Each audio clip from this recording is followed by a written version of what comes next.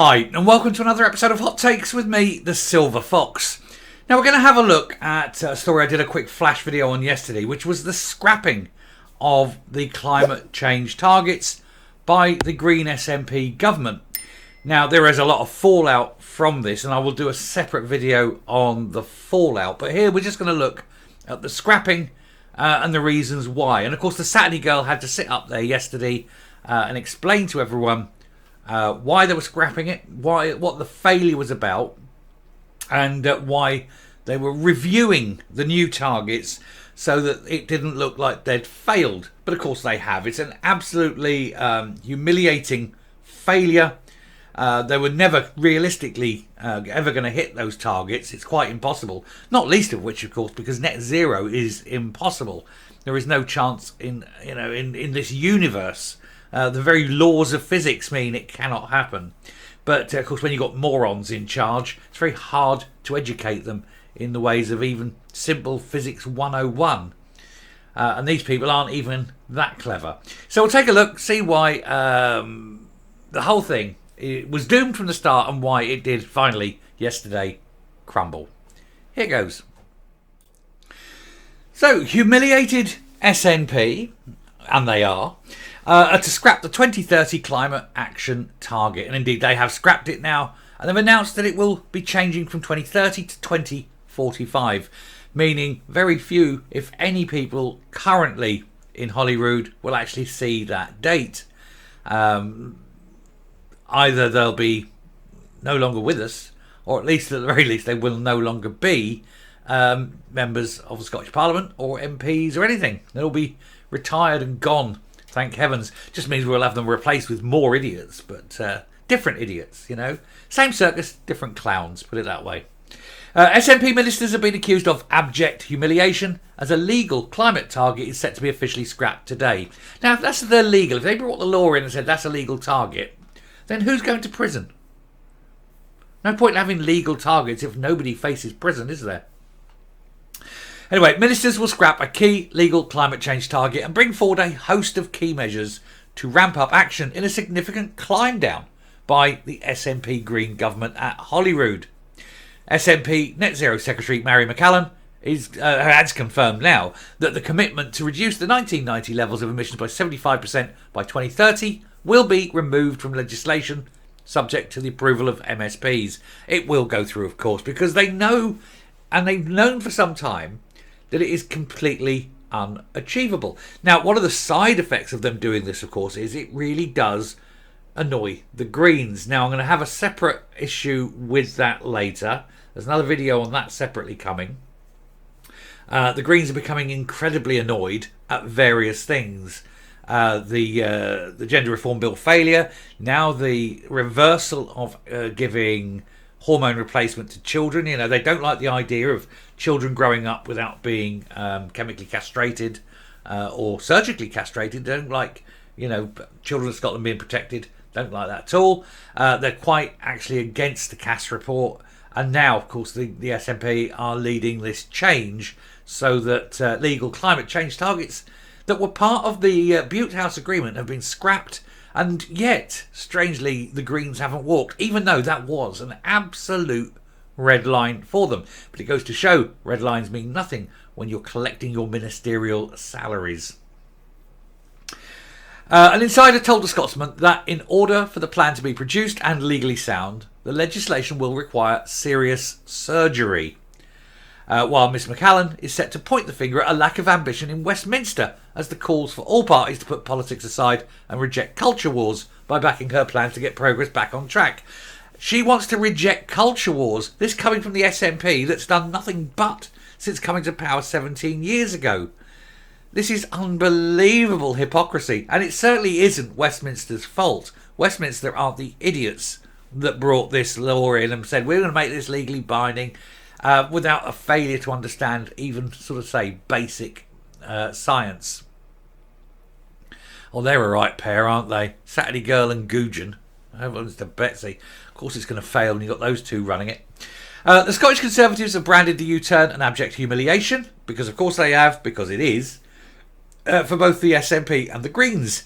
But Ms McCallan, who's set to announce a host of policies to push forward progress, has insisted it be done in an ambitious and fair manner. Can I point out, for someone who thinks that saving the world is so important and doing the best for the environment is so important, I've got to ask why she's having a baby.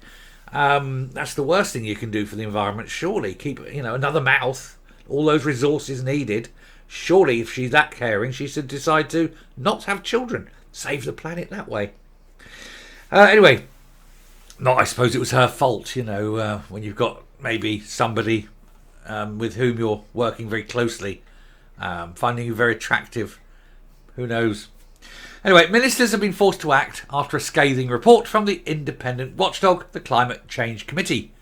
Last month concluded that the 75% target being met in just 6 years' time is no longer feasible. I believe the term they really ought to be using was never feasible. It was never going to wake up, especially with a growing population. You're basing these things on 1990s numbers. Well, here's the thing. If ever you watch Marvel Universe and the MCU and all that, when Thanos snaps and half the universe go, in other words, there's only half the population. Well, in 1990, the population of the world was 4 billion. Today it's 8 billion. So if Thanos snapped, it's 1990 all over again. How can you use 1990s figures as a basis when you've now got double the world's population? It's crazy and stupid. That's why it won't happen. But of course you can't tell these people because they've got the IQ of a table leg.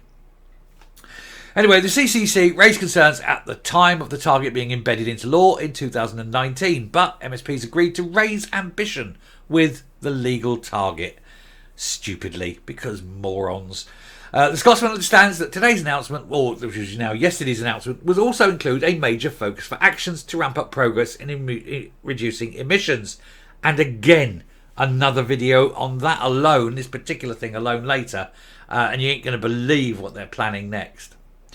McCallan delayed the publication of her updated climate change plan, which was promised by November last year and is still yet to materialise, because it takes someone with intelligence and talent to produce such a thing, sadly lacking in the SNP. The Scottish Government has a legal duty to produce a strategy that forms a path for meeting the 2030 target and the 2045 net zero target, neither of which will be released, or realised rather. The 2030 obviously being scrapped, and 2045 they want zero. Net zero? No. Well, they'll probably have 10 billion people on it by then. No. It's believed ministers are still confident that the 2045 net zero target remains on track. Confidence is a function of stupidity. It's absolutely... These people know so little that they think they know a lot, they know nothing. It's now understood that the 2030 target will be scrapped, and it has been now, in order to allow ministers to bring forward an updated climate change plan and keep within their legal requirements. Oh yes, let's just keep changing the goalposts so that we don't look like we've failed. Oh, what a bunch of nonce. Absolute morons, aren't they? When they're not busy shagging children, they're screwing up everything else they do, isn't it? Anyway, she said, in Scotland, we have much to be proud of when it comes to our progress thus far. You've failed every target. How can you be proud of failure? Well, you're the SNP, I suppose that's all you've got, isn't it? Hey, we're really good at failing. And then she goes on and blames, she's just got to talk about blaming Westminster. It goes on, as you can see, an awful long way, and it's a lot of them blaming other people for their own stupidity and failures. But when you put a woman as dim as that in charge, a woman with no education, no experience in the real world, a woman massively overly promoted, given way more work than she's quite capable of, running 3 departments, and to find herself, 5 months pregnant, 5 months after going to Dubai with Hamza Yousaf, and the rumours, of course, at the time of all this little affair that's going on, you have to wonder, is this why she's been promoted? Is this why everything about her is going to fail, though? Not very bright. Little bit of baby head on. Who knows? But let's face it, she's another one, serial failure. Stop voting in morons. Anyway, I'm going to come up. They say that those who can, do. Those that can't, teach. Those that can't teach, write books. And those that can't write books become politicians. this is how far down the line they are. There's no talent, there's no intelligence, there's not a whit between them, is there? They are all dim, dim, dim. And they're paying the price. Unfortunately, we're all paying the price. Can we please have intelligent politicians who listen to people, who listen to experts, and who don't go off trying to be virtue signalling do-gooders, and who end up humiliating themselves and actually often making bad things worse? Anyway, keep an eye out for the videos coming later, because there's probably got two if I can get them both out. One is the outcome of what's happening with the Greens, but the other one is Mary McCallan's plans for the further erosion of rights and freedoms in Scotland. I think you'll find both of them are quite frightening. Anyway, thanks for listening. I'll finish there. Take care. Do please hit the subscribe button, ring the bell, leave a like, leave a comment, please share the video, and I will talk to you later. Bye.